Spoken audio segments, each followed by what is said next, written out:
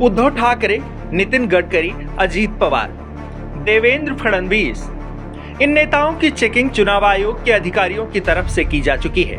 इस कार्रवाई को लेकर विपक्षी दलों की तरफ से आरोप लगाया जा रहा है कि इलेक्शन कमीशन सत्ता पक्ष के इशारे पर विपक्षी नेताओं को टारगेट कर रहा है, जबकि जवाब में चुनाव आयोग की तरफ से कहा जा रहा है कि बिना किसी भेदभाव सभी दलों के नेताओं की जांच की जा रही है। उदाहरण जेपी नड्डा और अमित शाह का दिया जा रहा है। कहा जा रहा है कि बीजेपी के इन बड़े नेताओं के हेलीकॉप्टर की भी चेकिंग की जा चुकी है। अब हेलीकॉप्टर जांच का मुद्दा देश भर में उठा है तो चर्चा पीएम मोदी के हेलीकॉप्टर जांच की भी की जा रही है। चर्चा उस आईएएस अधिकारी के नाम की भी की जा रही है जिसने कभी पीएम मोदी के हेलीकॉप्टर की जांच की जहमत उठाई, लेकिन उसी शाम दिल्ली के उस अधिकारी के निलंबन का आदेश आ गया।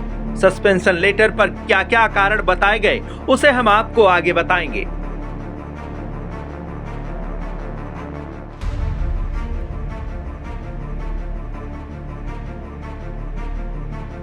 साल था 2019, अप्रैल का महीना था। लोकसभा चुनाव की सरगर्मियां अपने पूरे शबाब पर थीं।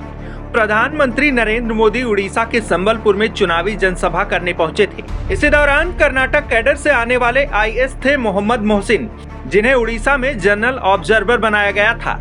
मोहम्मद मोहसिन ने संबलपुर में मोदी के हेलीकॉप्टर का निरीक्षण किया था। इसी निरीक्षण के तुरंत बाद मोहम्मद मोहसिन को चुनाव आयोग ने निर्देशों का पालन न करने के आरोप में निलंबित कर दिया था।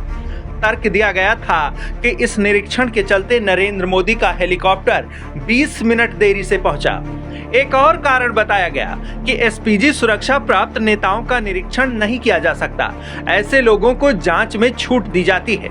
लेकिन मोहम्मद मोहसिन ने इन निर्देशों का पालन नहीं किया। कहा गया कि ऑब्जर्वर मोहम्मद मोहसिन को चुनाव आयोग के इन निर्देशों के बारे में पता होना चाहिए था। आयोग की तरफ से निर्देशों का पालन न करने के चलते उन्हें निलंबित कर दिया गया था। हालांकि बाद में उनके निलंबन पर कैट ने ये कहते हुए रोक लगा दी थी कि कानून सभी के लिए बराबर होता है। कैट ने यह भी कहा था कि एसपीजी के प्रोटोकॉल हैं, वो बाहर के लोगों को पता नहीं होता, न ही एसपीजी की तरफ से ऐसी जानकारियां साझा की जाती है।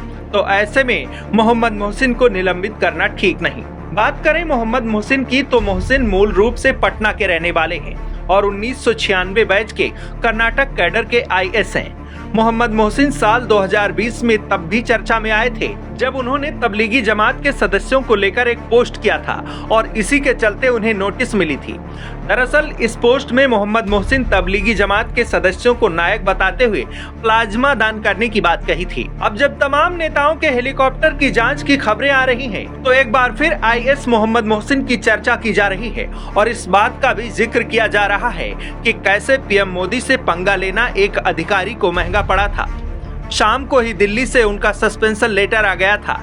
हालांकि इस खबर का लब्बो-लुआब ये है कि चुनाव आयोग एसपीजी सुरक्षा प्राप्त नेताओं को छोड़कर किसी की भी चेकिंग कर सकता है और देश भर में इसी बात को लेकर बहस चल रही है। डेस्क रिपोर्ट, आज की खबर।